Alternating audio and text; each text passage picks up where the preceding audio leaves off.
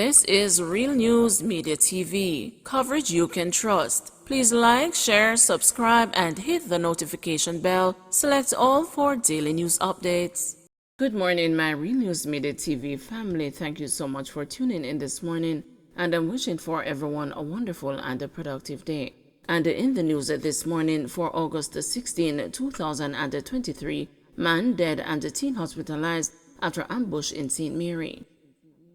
A 37-year-old man is dead while a 12-year-old boy has been hospitalized with gunshot wounds after a reported ambush by armed men in the Boscobel housing scheme in St. Mary on Monday. Dead is Javane Ratty White, an unemployed man from Anoto Bay. The young boy's name is being withheld. According to the St. Mary police, around 9 p.m., White, who was staying with his sister in the Boscobel housing scheme, received a call. The young boy accompanied him to the Boscobel scheme roundabout. As they arrived, men waiting in a motor car opened fire. Both males were taken to the Port Maria Hospital, where White died. His sister Jamel White said she is shocked and has no idea why her brother was killed. "I don't know what happened. I know he got a call to collect parts for his bike, and the next thing I heard is gunshot," the distraught woman told the news. The police have not yet ascertained the motive for the attack. 2 hospitalized following St. Catherine home invasion by men pretending to be police. A man and a 15-year-old boy have been hospitalized after 6 men who reportedly pretended to be police kicked in the door of their house in Waterloo District, St. Catherine, and robbed the occupants before beating them and shooting them when they tried to escape. Reports are that both the complainants were at home in bed sleeping on Tuesday morning around 3:45 when they were awoken by the sound of men outside shouting police. The men then allegedly kicked open the front door to the house, and the 6 men entered, 5 of whom had high-powered weapons, and 1 had a handgun. The gunmen then held up the complainants and robbed them of their properties before hitting them several times over their bodies. The complainants managed to escape the house but were fired on by the gunmen. The boy was shot in both legs, and the man was shot on his right arm. However, the injured man and the boy successfully escaped in the area and made a report to the police. They were assisted by lawmen to the Spanish Town Hospital, where they are being treated.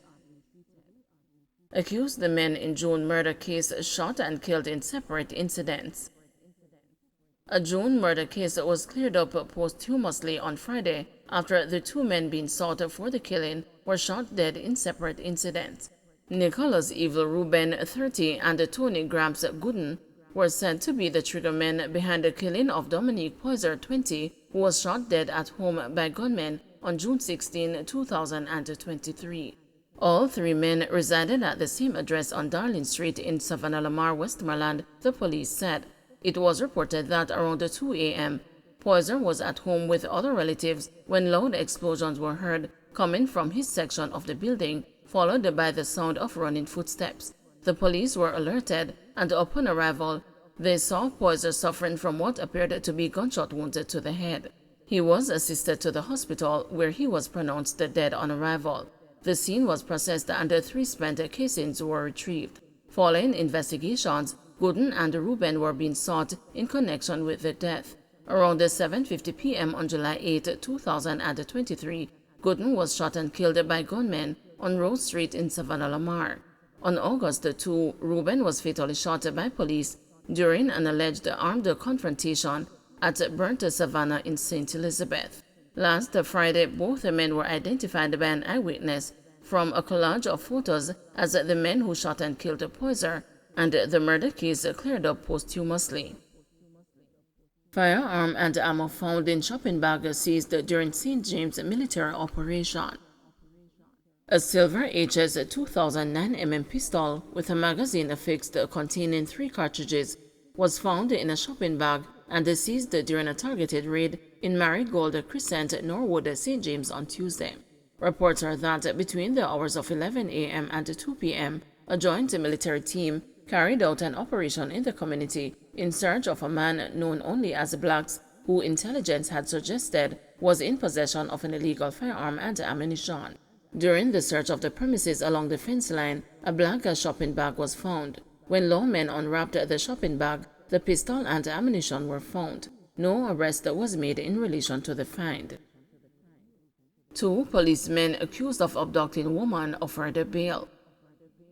2 police officers accused of abducting a woman last month were each offered a $500,000 bail when they appeared in the Kingston and the St. Ange Parish Court on Tuesday. District Constable Jermaine Wood and Constable Adine Douglas were offered bail following an application by attorney Courtney Rowe. They are also represented by attorney John Jacobs. Mr. Rowe, in his application, argued that the scenario outlined by the complainant was questionable, as statements given by the cops who were present at the Marine Division contradicts her account. He further argued that he found it peculiar that the officers accused of kidnapping the complainant would do so whilst driving a marked vehicle and take her to the station to which they are assigned. Mr. Douglas is charged with kidnapping and assault occasioning actual bodily harm, while Mr. Wood is charged with aiding and abetting kidnapping. They are to return to court on September 29. Trelawney man charged with burglary. A Trelawney man accused of sexually assaulting a teenage boy has been charged with burglary. It is alleged that the attack occurred between November and December last year while the two walked home from church. The name of the 24-year-old accused has not been disclosed to protect the identity of the 15-year-old student. However, his attorney Donovan Collins said his client has indicated that the allegation is a deliberate attack on his reputation. We hope that this matter will move speedily through the court so that his name can be cleared once and for all, Collins told the news on Tuesday. He was granted bail in the sum of $350,000 when he appeared before the Trelawney Parish Court on Tuesday. As part of his bail condition, the accused man was also ordered to relocate from his community while the case is ongoing and surrender his travel documents to authorities. A stop order has been placed on him at the port, and he has been ordered to report to the Halfway Tree Police in St. Andrew once per week. Cops chase carpenter caught with hand through bedroom window. A 35-year-old carpenter from Kingston 8 will have his day in court later this month after he was allegedly caught with his hand through the bedroom window of a premises in Kingston 6. The man, Travis Leslie, is now facing a burglary charge after the incident, which occurred at a house on Dunhead Close in Kingston 6 on Independence Day, August 6. Leslie is from Grants Penn Avenue.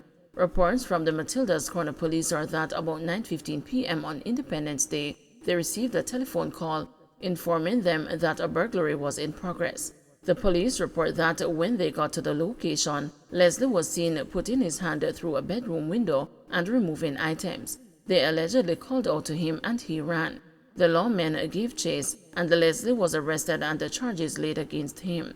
He is expected to appear in the Kingston and the St. Andrew Parish Court on August 25. Don't forget to like, share, subscribe, and hit the notification bell. Select all for daily news updates.